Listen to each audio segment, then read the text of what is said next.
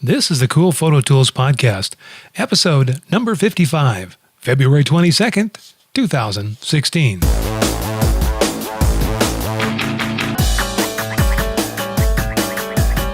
Are you sick of trying to learn all the new photo software? Are you tired of hearing about the next big thing in photography? Well, neither are we. Welcome to Cool Photo Tools with Jay Pierstorff and Rhonda Spencer. Today's sponsor is Audible.com, who has more than 180,000 audiobooks and spoken word audio products. Get a free audiobook of your choice at www.audibletrial.com/coolphototools.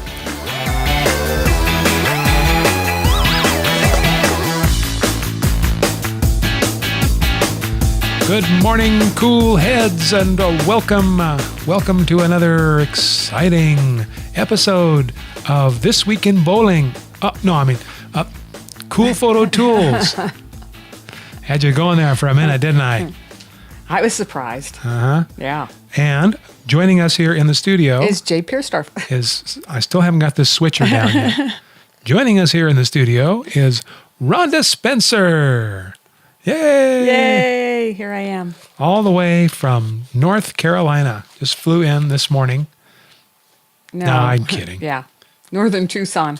Flew in all the way from northern Tucson. Yeah. Oro Valley area, came all the way down here. Mm-hmm. All right. Well, that's, that happens sometimes. It does.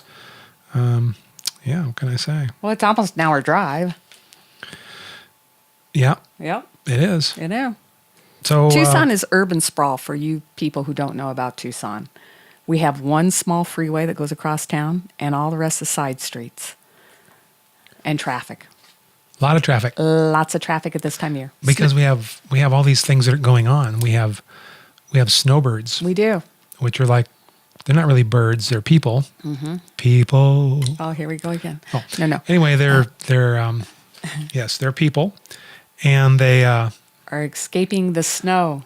They are escaping the snow. Mm-hmm. And so they come into town here and they're going to spend the warm weather months with us here in Tucson. We have all kinds of stuff going on too. We have the gem show, which, they have gems and minerals that's huge. That's all over town. There's in a number of different venues at the convention center, and they put up these huge portable tents, and they have people. And if you're listening right now, you just missed it because they're all gone. Yeah. So next year, plan. Yep. And we also have a rodeo. We have a rodeo in February. That's a biggie too. That is. Yeah, we have people come over from all over the world for that rodeo as well because, the weather's nice here in February and other places, not so much. Not so much. It works out. Yeah. All right. Okay. Let's get started on this cool photo tool stuff I heard about so much. Really? Yeah, I heard a lot about it. What'd you hear? Well, I heard, that the New York Public Library. Yeah? I can't work the switcher. The New York Public Library. See, what it is my source is over here behind the microphone. I'm going to have to rearrange this desk. All right. I'm going to need a new custom desk. We'll have to see if we can get that donated. So the New York Public Library, they discovered they had a whole bunch of public domain images, photographs laying around. And so they decided, wouldn't that be cool if we put those on the internet, put them on our website so people could download them and use them for things, that they could use them as inspiration for paintings or compositing to other photographs or repurpose these things that have been around and don't really have any other use other than historical, and sometimes not even that. So they did that. So if you go to the nypl.org, you can take a look and you can find, they've got like a bunch. Do you remember how many that they put up there, Rhonda? It was a lot. Yeah, it was like 180,000 or 180,000 digitized items. Wow. So you can download those and you can use them because they're all in the public domain. You don't have to get any royalties or you don't have to do anything. You can just use them.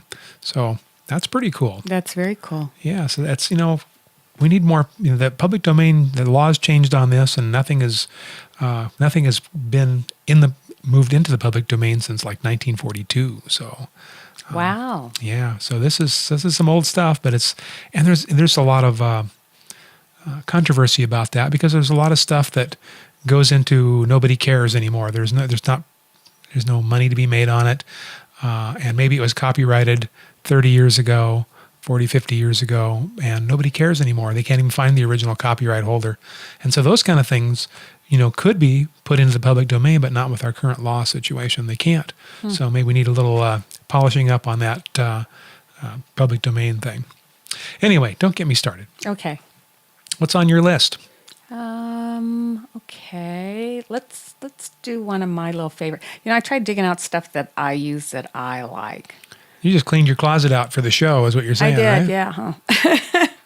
But there is certain things that I use that I really like. Like this Expo disc? Like my Expo disc. Yeah. Great white balance filter.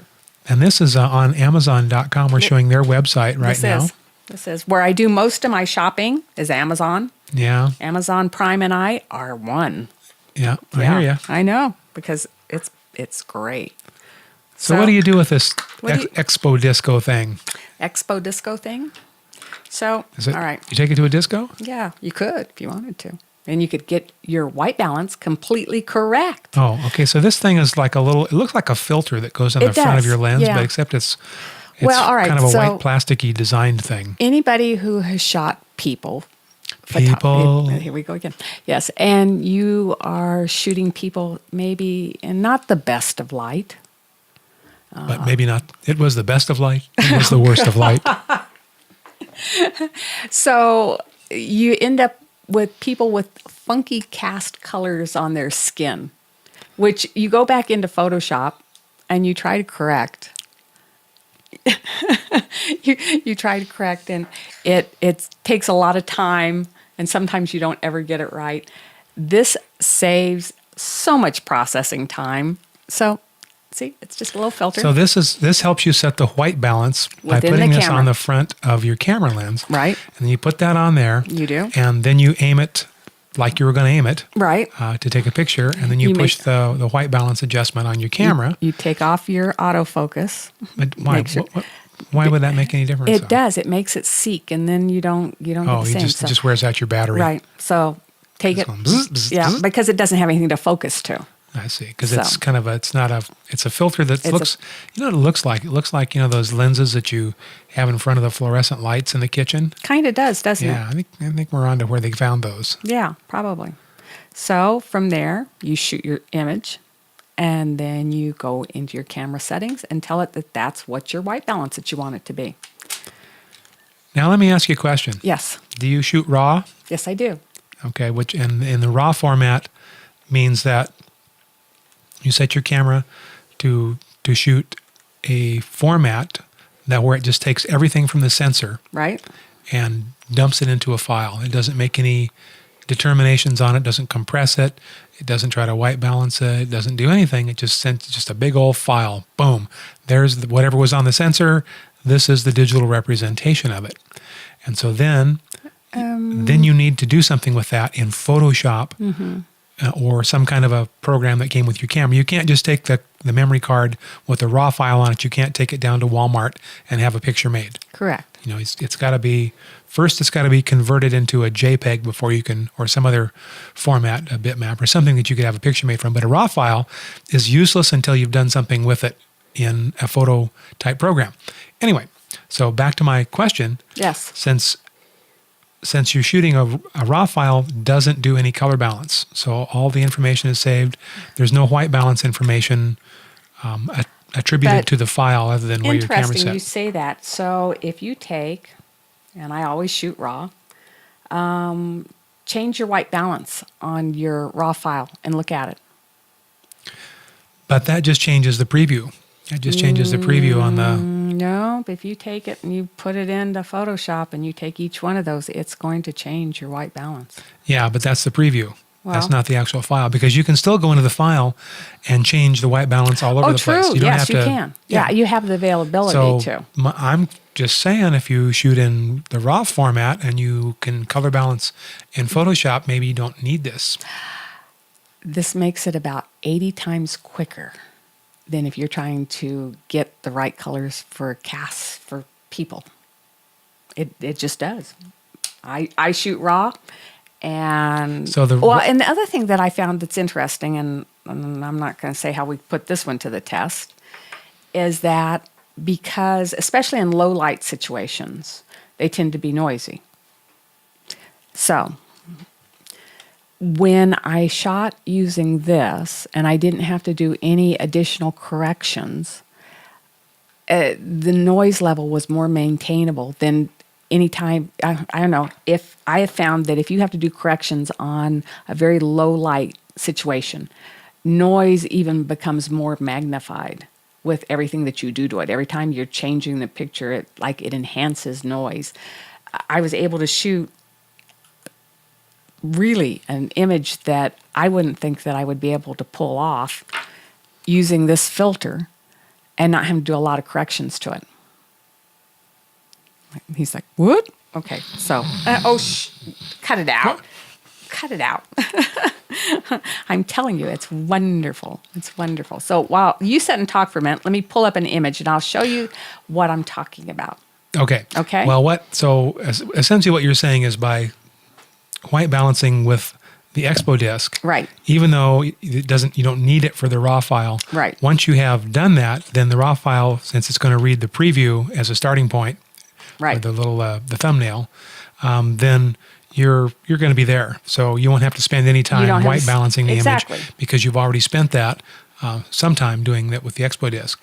And then this way, if you don't change your lighting, you only have to do it once until Right. the lighting changes, right? Right. If you go a different Exactly. location or something changes there, you're only doing it one time, and then you don't have to do it again as long as the light doesn't change. Exactly. So if you struggle with this, this could be a solution for you.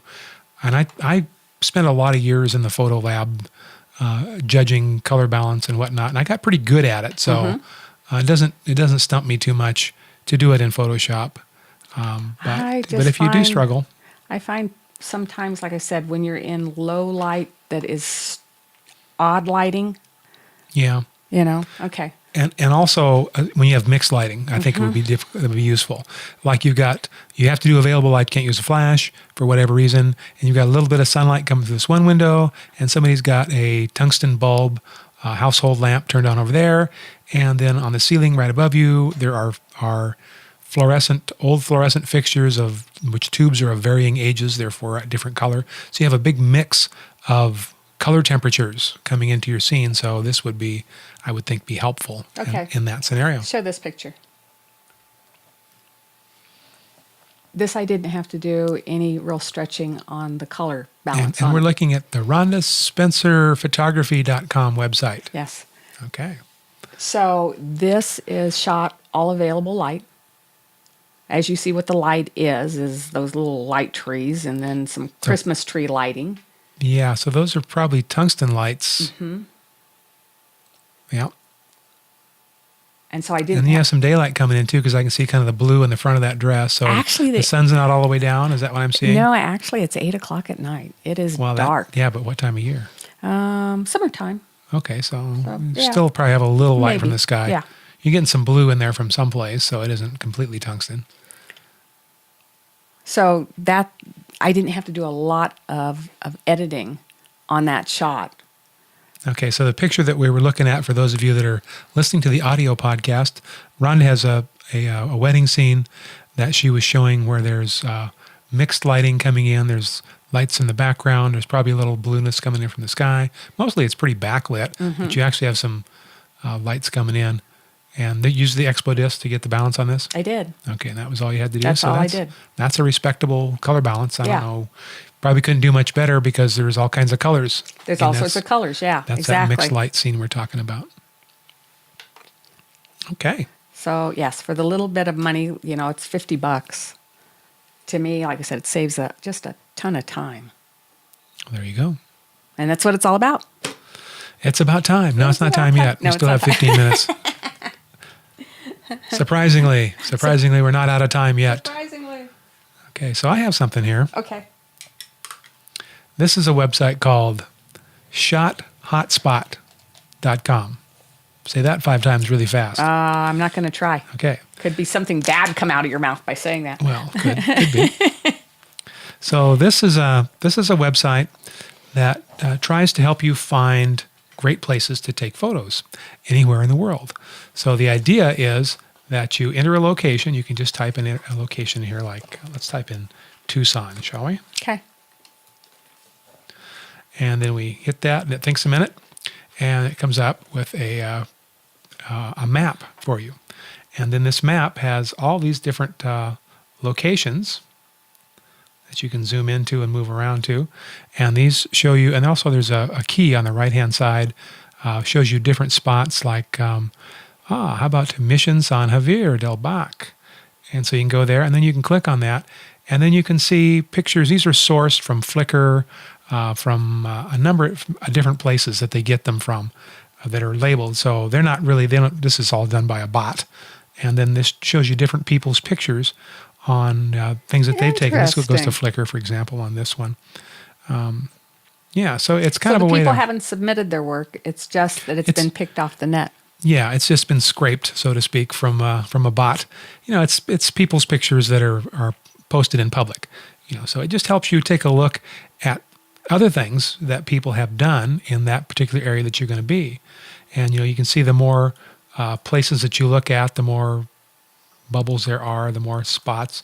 Anyway, what it's going to end up is it's going to show you the photo hotspots of the area. You're going to be able to go in there and take a look at what areas have been a lot of photos been taken. And you can go take a look at those photos, see if that's a place that you might want to photograph as well, or, you might shoot in that location.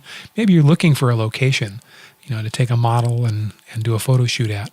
So this could help you find that as well. So that's... Not only that, really handy if you haven't ever been in a city and you want to know... Yeah, you're going to take a trip, you're going to go to someplace, and, where's the photo hotspots? Or you could go, where's everybody taking pictures? Because I'm going to go somewhere else. You could look at it like that too. You can use it a number of different ways. So I thought that was kind of cool. That is cool. All right. What do you got for us, Rhonda? Why don't you do the plug on our plug us. Sure. Where's my plug? Behind you. Oh, okay. Where is it again? We're plugging us. Well, somebody has to, because if we don't run our stuff up the flagpole, that's right. And brag about it. Who will? Hey, now there is a that's a good idea. Somebody could start a website. We could be called Plug You, for example. You can see if that's available. Check that out, and you can pay them a small stipend, and they could promote you. They could just talk about your name and whatnot. We've got a new business started right now. Yeah, there we go. Quick, somebody call us for Plug You. I don't have enough. I don't have any place to set stuff here. Here. I don't know why that's out. I'm not using that. I'm not sure either. Okay, so some of the stuff that's been begging to be on our video podcast here, and those of you that are on audio only, just put your eye right up to the speaker. And look really closely. Can you all see this? Here, I'm going to hold this over here. This is Rhonda's. I don't know why I'm holding it, because Rhonda didn't have anything to do with this. That's all right. Yeah, this is Rhonda's catalog. This is her cover on the Wildlife Views for 2016. It's put out by the Arizona Game and Fish, and it's got all kinds of, it's got good photographs from all kinds of Arizona photographers. Some really nice shots here. Unfortunately, none of them stand up to Rhonda's, because she took the cover prize. That's the big prize, was the cover. The rest of these inside, they're all lesser quality photos. Don't listen to that's not true. No, that is not true. She just caught the fancy of the judges. And that's where it lies. A different judge could have come up with different results. Totally different. Yeah. It's called I Got Lucky. Here, I'm going to hand this to you. I don't know why why I'm showing it around here. Why am I showing it? Well, because we're leading into the next plug. I saw these were, if you go to the Arizona Game and Fish website, I saw they were closing these out. Rhonda's calendars they're on sale. They are $3. I know, $3. Not bad. Yeah. That's because it's already, you only get 11 months out of them now. Yeah. All right, so what? But from that, we move on to... Yeah, so here's another magazine. Let me switch here. Okay, so this is Arizona Game and Fish Wildlife Views magazine. This is the January-February issue. And so this actually has an article in it on page 20, I think it starts.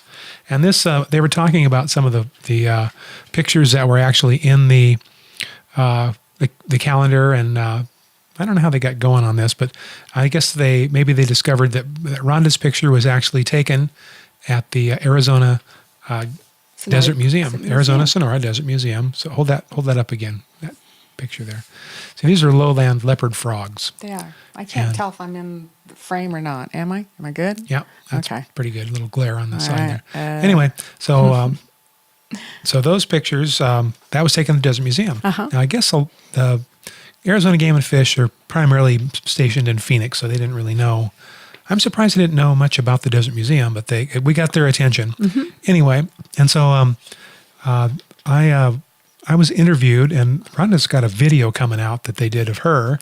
But they interviewed me for this article here, A Nature Photographer's Paradise, right?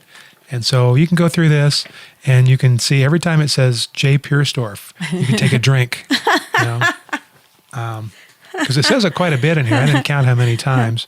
I keep passing out. I'm just kidding. Just people, come on, I'm kidding. When we were talking about plugs, I was like, oh my goodness. But it is an interesting article. Good article. And you can read this online. I'll put a link to it in the show notes. You can actually read the whole magazine online. And you can subscribe to this. Who knew that the Arizona Department of Game and Fish put out a magazine that's right in the same caliber as Arizona Highways? Yeah. Which we see a lot of. Arizona Highways magazine is the photography magazine, for Arizona. This is right, just a little more slant towards animals, of course, as it would be, but really some beautiful stuff in here. So yeah, you want to check that out. How was that for a plug? Well, and it talks about doing photography at the Arizona-Sonora Desert Museum.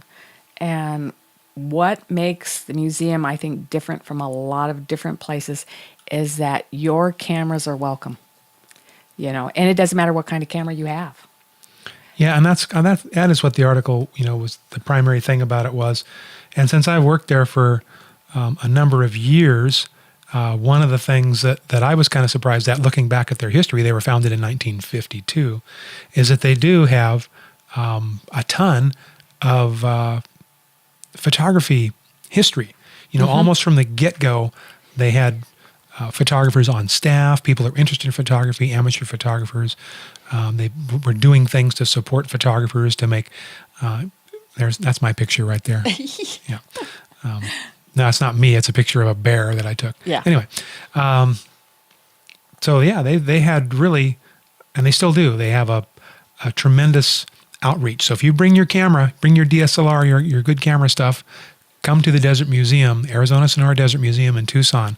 You will have an awesome experience. Also, you can take one of my classes while you're here, too. There you go. Yeah, I'll link to that. Might even see Rhonda hanging out there one of these days. Yeah, I bop in and out. Okay. So how was that for self-promotion? That was really good. It was really good. You got something, well, you do here. Let me just switch over to your screen. Okay. Now, we're going to laugh at this one because it definitely does not do well on my laptop. Does well on my home computer, does not do as well on my laptop. Tends to yellow things out. Yeah, but, I don't know. We couldn't get the color balance looking right on your laptop. But maybe, how old is that laptop, though? In all fairness. This isn't that old. This is actually, it's made in 1876. It was not. This is my new Dell. They don't even make computers with that lower resolution anymore. This is probably, my computer's probably a year old. Yeah, and what operating system is it running? It's running Windows 10. Windows Me? No, it's got 10 on it. Okay. Well, it hasn't had. You didn't buy it with Windows 10 on it. I bought it with Windows 8. Did you really? Yeah, it's not that old a computer. My computer's, it's a newer Dell. Yeah. Okay. He doesn't believe me. It's true. Not impressing me with those specs, anyway. I know. Anyway. But anyway, so a lot of times that we find that we have to calibrate our monitors, especially if you're doing printing. And that's what this is. It's a display calibration. So let's just back up for those of you that maybe don't know what we're talking about. And you're looking at, if you're on the video version here, you're looking at an Amazon web page, and this is the X-rite CMUNDIS. Do you think they were actually meant anybody to pronounce that, or is that an acronym? Yeah. Anyway, it's called the Color Monkey display, and monkey is spelled MUNKI. And what it's for is, if you've ever printed a picture from your computer or sent a picture out to have it printed, and you've discovered that it doesn't look anything like it looked on the screen. Colors aren't right. So something went wrong in the middle, and one of the places to start is to adjust your color monitor on your laptop or your desktop computer so that your screen colors fall in line with what is industry standards. Mm-hmm. And that's done with a device called a colorimeter. There's a bunch of different brands of these, and one of which is the Color Monkey display. Also, there's one called the Spider, SPYDER, that's real popular. That's the one I use. Those are the two most popular. Yeah, so those, either one, they're like $150, somewhere in that vicinity. And you put them on the front of your monitor, and you run the software, and then it runs a number of different colors on your display. And then you look at those colors, and the colorimeter looks at those colors and adjusts your monitor so that the colors that your monitor produces are what it expects to match those industry standards. Anyway, to make a long story short, it should make your colors on your prints when you have them printed look a lot better. Yeah, look correct. Yeah, than they did before. So that you're not making people look pink instead of flesh toned. Yeah, so that's the one that Rhonda was showing us there, was that the X-rite Color Monkey. Yeah. That one also will do projectors. If you have a projector that is true. you think needs to be recalibrated, that one will. Some of them won't. Some will only do they have to hang right on the screen. And then usually, you calibrate them and you put it away. You're good for a month or so, and then you can calibrate them periodically. Or if you move your location is another time. That's right. If you, there's things, magnetic fields can affect monitors. Although, I don't know, modern monitors, I think, are impervious to that. The old CRT ones, the old cathode ray tubes, we used to have these devices that you would, to clear the effects of magnetic fields causing color shifts on the front of these, you used a device called a degausser. I remember that. Do you? So these were little round things like this. Yeah. And you'd put them on the screen, and they would plug in, and you'd hold it down, and it'd make a buzz. You'd wipe it back and forth across the screen, and you'd pull it out to 36 inches and let go, and you'd turn it off. And that would take the magnetic field with it. We don't have to do that anymore. So thank goodness. Okay. There is some good things. Yeah, back in the day. Back in the day. Who knew? Huh. All right. Anything else you want me to go? Well, might as well, because things that are normally bought together. Oh, now Rhonda's got something in her hands. Yes, the color checker, passport checker. Okay, so... And Jay owns this too. Yeah, I do, yeah. Yes, you do, and he does use it. Okay, so what Rhonda is now showing you, is the passport color. I think these are owned by X-rite now. They are. Originally, they were owned by a company called Macbeth, and then a company called Greytag bought Macbeth, and so, who knows what they are now. Yeah. But anyway, the same type of devices, that these are a small color swatch sample that are made to specifications where everybody's going to have the same one. They're all the same colors. The gray shades are all the same. So you have a known standard that you can put in your image. You can take these and put them in the beginning when you're going to take a shoot with a model or whatnot. Take your first shot, put these in, let the model hold it, and then you can actually hook these up to Lightroom or to Photoshop, and they will read where the colors are, the patches are, and then adjust your image to help to match those color-wise. Again, a time saver. Yeah, if you need to get the color balance right and you struggle with it otherwise, then this will give you a color reference, particularly if you're doing any scientific or medical or packaging or commercial work. A lot of times, if you're doing commercial work and they've got a product, they will want to make sure that the colors that you have reproduced in your photographs are exactly what the designer came up with, and that they're not shifted or different. Right. Or like when I shoot artwork for the museum. An artist likes to have the colors correct on their painting if you're doing an image of it. Yeah, if you're doing copy work of color objects, you need to have something like this. Has to be the first image that you shoot so that the lab that they send it to can color balance because you never know what shade of blue is that in the painting, or That's true. or what shade of red is that. You can get away with it with nature photography. You can be subjective and do whatever you want. But there are some things that the colors have to be correct on.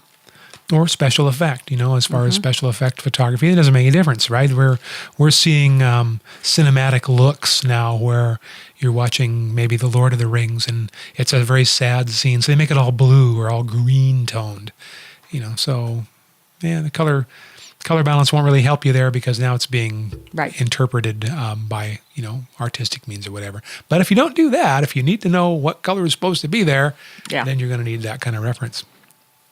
Well, you know what time it is. Already? I know. It's time for lunch. Right on. We're late for our lunch today. We are. Well, that's okay. Why. That's okay. Well, we hope that you enjoyed this episode. And if you're not watching this on video, you can go to coolphototools.com, click on podcasts, and go right to our latest podcast. And you can watch the video right on the website, or you can just go click over to YouTube, watch it there. Also, you can listen to the audio version from the website, or you can subscribe to us on iTunes. Be sure to give us a like, if you on YouTube or iTunes, if you are enjoying this. Also, we do have some affiliate links, which link to Amazon and some other sponsors that will give us some compensation if you order products from them. And we always appreciate that. Helps keep the lights on around here at the Cool Photo Tools studio. Sometimes we do have to work in the dark because there's just no light. It happens. He has one of those little generators that's hooked up to a bicycle that you have to pedal. And I make Rhonda pedal it. He makes me pedal it. Yeah, right. It's like, so please click through those links. All right, everybody. Have a great week. We'll talk to you next time. We'll see you later. Bye-bye. Thanks for joining. You've been listening to the Cool Photo Tools podcast. Sign up for our mailing list at coolphototools.com. Got a question? Send an email or MP3 audio file to info@coolphototools.com. Thanks for listening.